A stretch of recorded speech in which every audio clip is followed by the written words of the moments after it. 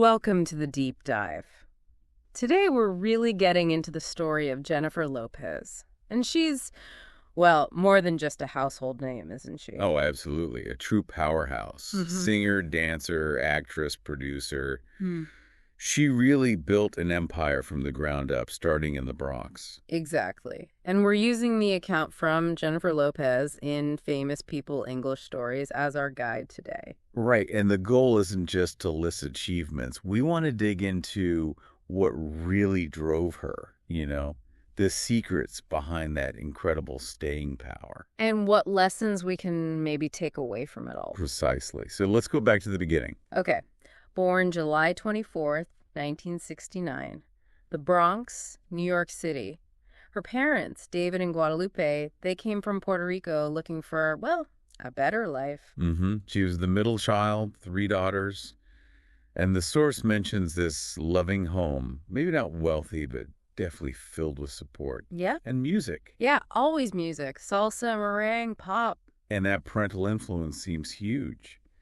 David working at the insurance company, Guadalupe teaching kindergarten. They really drilled in that value of hard work. And dreaming big, right? Even with that grounding. Definitely.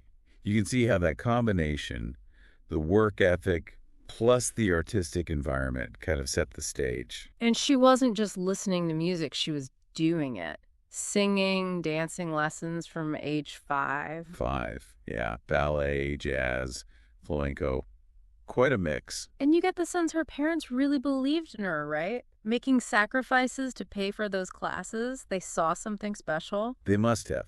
That early training, that discipline across different styles.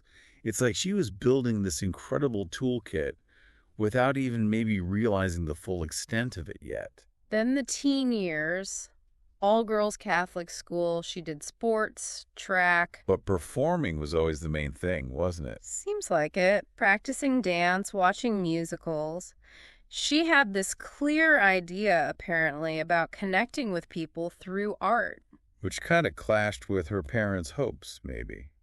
They were thinking more traditional paths, like law or business. Yeah, the classic dilemma. And then at 18, she makes this huge decision, 1 semester of college, and she's out. To pursue dance full-time. A massive leap. And it caused friction, didn't it? Especially with her mother. They apparently didn't speak for a while. Wow, that takes guts, to follow your passion when it means potentially losing that support system. It really does. So she moves to Manhattan, tiny apartment, juggling part-time jobs, going to endless auditions. And facing rejection. Yeah. Too short, not the right type. It sounds pretty brutal. It does. But the source really emphasizes her perseverance. She just kept going. That resilience had to be forged right there in those tough early days. No probably just fueled the fire, Must have. And then finally a break, a backup dancer role on a TV show. Not the lead, not the star. No, but it was a step, her first real professional gig. And people started noticing her energy, her passion. That's key, isn't it? Even in the background, that star quality, that dedication, it starts to shine through. It's about seizing that first opportunity. Okay, so she's not in the background for long. Early 90s, she lands the gig as a fly girl on In Living Color. Yes. That was a huge show. Groundbreaking. And she stood out, didn't she? That energy, the precision. She wasn't just a dancer. She was Jennifer Lopez, the dancer. Exactly. She had this incredible stage presence even then. You couldn't take your eyes off her. She really elevated that role. And while she's killing it on the dance floor, she's already thinking bigger, right? Acting. Yeah, taking small roles, sometimes not even credited, just to learn. That's dedication. Already successful as a dancer, but putting in the work, studying the craft of acting. Patiently.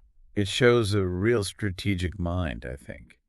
She wasn't just thinking about the next step, but the long game, building that foundation. Then 1995, My Family, her first lead role in a film. A drama, right, playing the young mother. Yeah, and it showed a whole different side of her. Critics, audiences, They saw she had real dramatic chops. That must have been a turning point, showing her range beyond dance and maybe lighter roles, proving she could carry a serious film. But then came Selena, 1997. Ah, the game changer. Absolutely. Playing Selena Quintanilla, the weight of that role must have been immense. Selena was so beloved, and her death was so recent. Huge responsibility. Yeah. And the preparation she put in? Wow. Studying everything, her music, her speech, Yeah. even living with the Quintanilla family. That commitment just shines through in the performance, doesn't it? It felt so authentic, so respectful. Totally.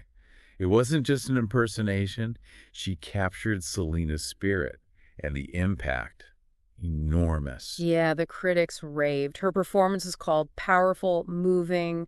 It just instantly made her a major, major star. It really did. Yeah. And it wasn't just about her acting talent. It solidified her connection with the Latinx community in a massive way. Suddenly, Hollywood doors were wide open. Lead roles in big movies.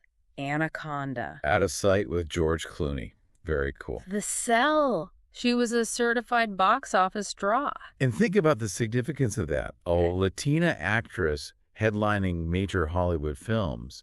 That was groundbreaking back then. Absolutely. She was breaking down barriers, becoming this incredible inspiration, especially for young Latina girls watching her.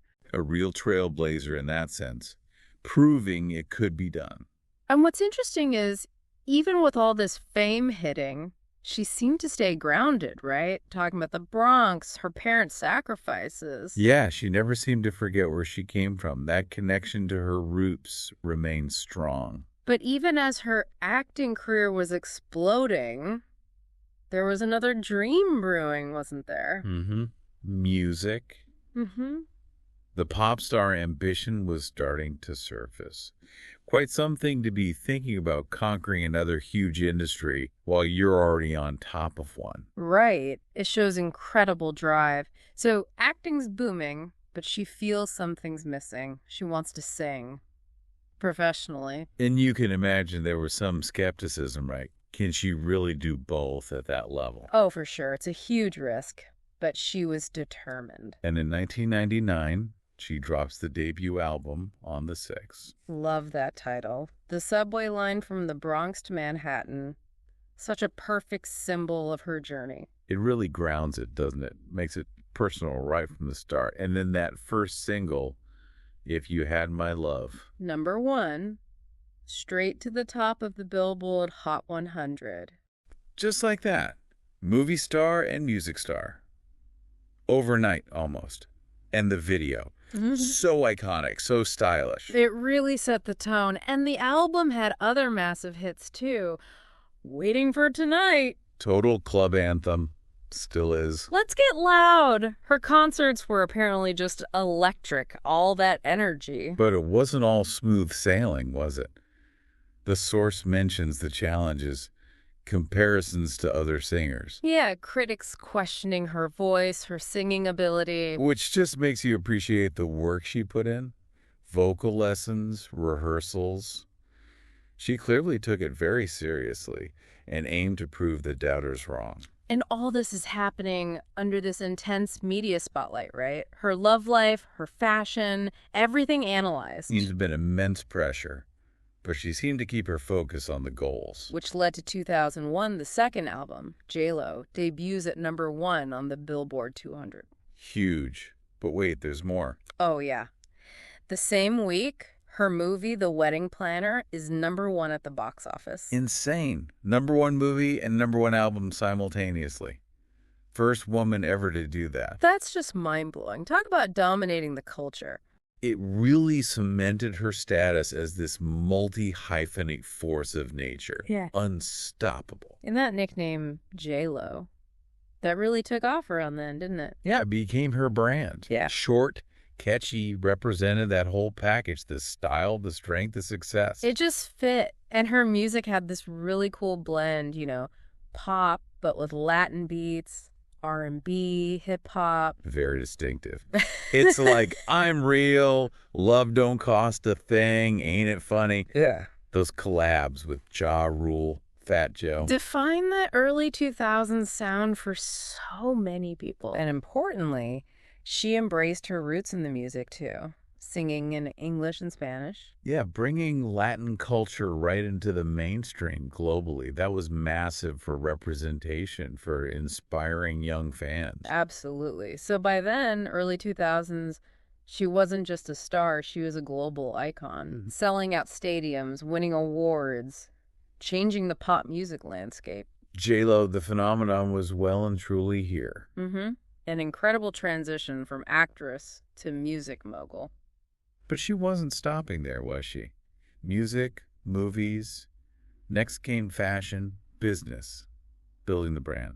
Right, this is where she really diversifies and starts thinking about legacy, about building something beyond performing. Early 2000s again. And you can't talk about this era without mentioning that dress, the green Versace dress at the 2000 Grammys. Oh, iconic. It practically broke the internet before breaking the internet was really a thing. Didn't they say it basically led to the creation of Google Images? Because so many people were searching for it? That's the story. Just shows the insane cultural impact. It wasn't just a dress, it was a global event. And she leveraged that fashion influence. 2001 launches her clothing line, J-Lo by Jennifer Lopez. Smart move. And the idea was accessibility, right? Stylish clothes people could actually afford. Especially women who maybe saw themselves in her background. It was empowering. And successful. It apparently opened doors for other Latina entrepreneurs in fashion, too. Then Beauty, 2002, The Fragrance Glow by J-Lo. Which was huge. A massive bestseller. And spawned a whole line of successful perfumes after that. Still, live. She really tapped into something there. It showed she had this incredible connection with her audience, understanding what they wanted, what resonated. And behind all this, she's becoming a serious businesswoman. Not just the face, but involved in the deals, the contracts. Learning the industry, asking questions, making her own decisions. That's crucial for long-term control and success. Absolutely. And all while still putting out hit albums, This Is Me, then Rebirth. And starring in hit movies. Made in Manhattan, Shall We Dance? Monster-in-Law. Her range was just incredible. Romantic comedies, dramas, thrillers, music, business. The work ethic is just staggering when you lay it all out like that. Of course, life wasn't always perfect. The source mentions personal challenges, public heartbreaks. Yeah, living life under that kind of microscope must be incredibly tough. But the recurring theme is resilience. Always bouncing back, seemingly stronger each time.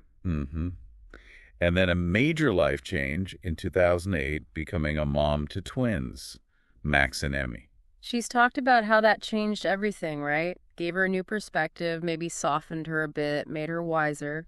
It often does. A shift in priorities, a deeper sense of purpose, perhaps. Then in 2011, another new role. Judge on American Idol. Which introduced her to a whole new audience, a younger generation maybe. And she came across so well, didn't she? Kind, honest, really encouraging to the young singers. Yeah, she played that mentor role beautifully. It felt authentic, drawing on her own experiences. So by this point, J-Lo is this massive global brand. Music, movies, fashion, fragrance. And this powerful voice advocating for pride, hard work, big dreams. And always remembering your roots. That message was consistent. Yeah, the source puts it powerfully. She proved a Latina woman from the Bronx could lead, create, change the world, made space for others. It's a huge part of her legacy, breaking down those barriers and showing what's possible. Okay, moving into more recent years, her ability to reinvent herself just keeps going. It seems key to her longevity. Absolutely. She never rests on her laurels. Yeah. Always looking for the next challenge, the next way to evolve. And we saw that in the late 2010s, choosing deeper, more challenging acting roles, which led to Hustlers in 2019. Right. Based on that true story. Her playing Ramona, this really strong, complex character. It was a phenomenal performance. So much depth and command. And the preparation. Weeks of intense pole dancing training. In her 50s. Exactly. It just shows that incredible discipline and drive hasn't faded one bit. Whatever the role requires, she commits 100%. And the response to Hustlers was amazing. Huge critical acclaim, award nominations. It really shifted perceptions, didn't it? People saw her as a truly serious, powerful actress. It felt like a major validation of her talent and her choices, a real artistic peak. And then the call comes for the Super Bowl halftime show in 2020. The biggest stage imaginable, pretty much. She must have known the significance of that moment. Oh, absolutely. It's a cultural touchstone. And sharing it with Shakira made it even more powerful. Such a celebration of Latina talent and culture on a global platform. It was incredible. A statement. And the performance itself. Electric. All the hits, Jenny from the Block, Get Right, Waiting for Tonight, the dancing, the energy. Pure J-Lo. High octane, visually stunning. She absolutely commanded that stage. And that moment with the flags, the American flag revealing the Puerto Rican flag. So powerful. Yeah. And having her daughter Em sing with her. Yeah. It was about pride, family, identity. Really resonant. The reaction was huge, right? People loved it, not just as entertainment, but for that message. Yeah. Celebrating roots, diversity within America. Exactly. It transcended the usual halftime show. It had meaning. And she didn't slow down after that. New music, developing TV shows, launching her skincare line, J-Lo Beauty. Based on that philosophy of beauty coming from within, from how you live. Right. Always expanding the brand, but seemingly staying true to her core message. And still performing live. Tours, Vegas residencies.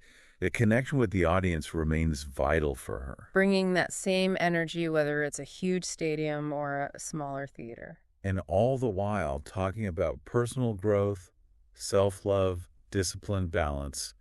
She's become this real role model for women everywhere. Her openness about that journey makes her relatable, despite the superstardom. So, yeah, after 30 plus years, the source says she's more than a celebrity, she's a force. Hard to disagree. Not at all. She's built something truly enduring. And it seems like, especially after the Super Bowl, her focus shifted even more towards purpose, right? Not just hitting milestones, but legacy. Yeah, it feels like a deeper level of asking why.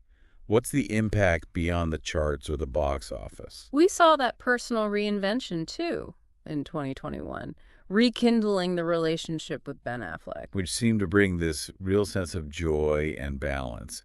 And she shared that happiness, emphasizing genuine connection. It resonated with people, didn't it? That vulnerability, the idea of second chances. Definitely. Humanized her even more. And then professionally, co-founding Hustlers, the brand, not just the movie. Aimed at empowering women in the workplace, using her platform for tangible change. Shows a real commitment to lifting others up, specifically women's voices in business. Her philanthropy also seemed to ramp up around 2022.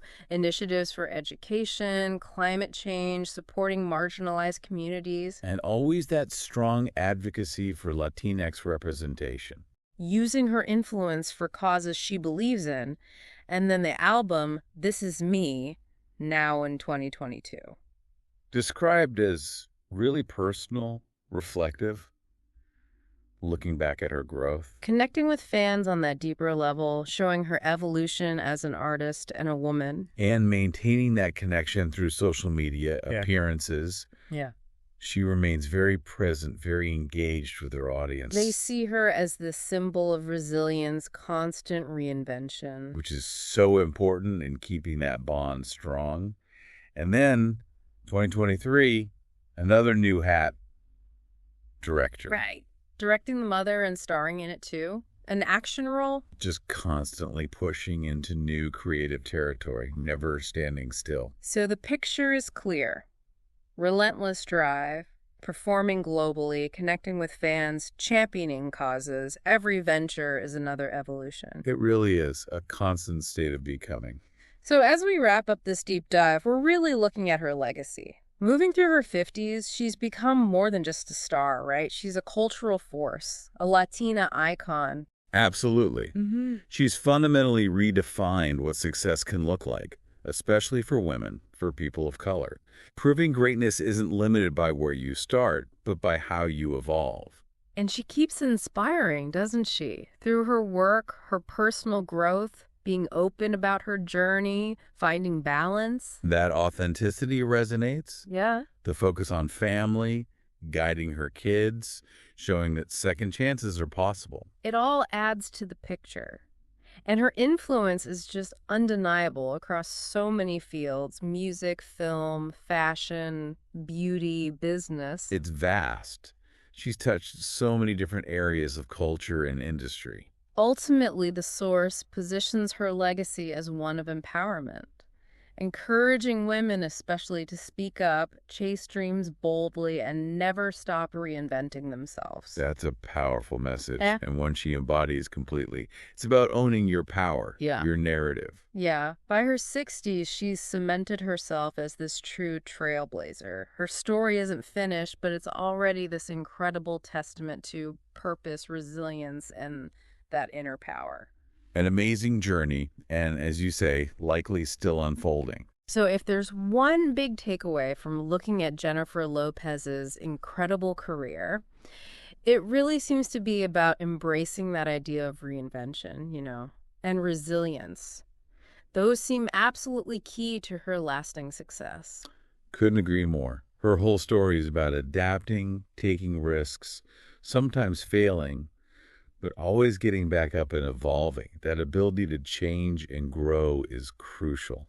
And maybe that's something for you listening right now to think about in your own life. No matter where you are, how could embracing change, staying true to yourself, but also being willing to evolve, how could that open up new doors for you?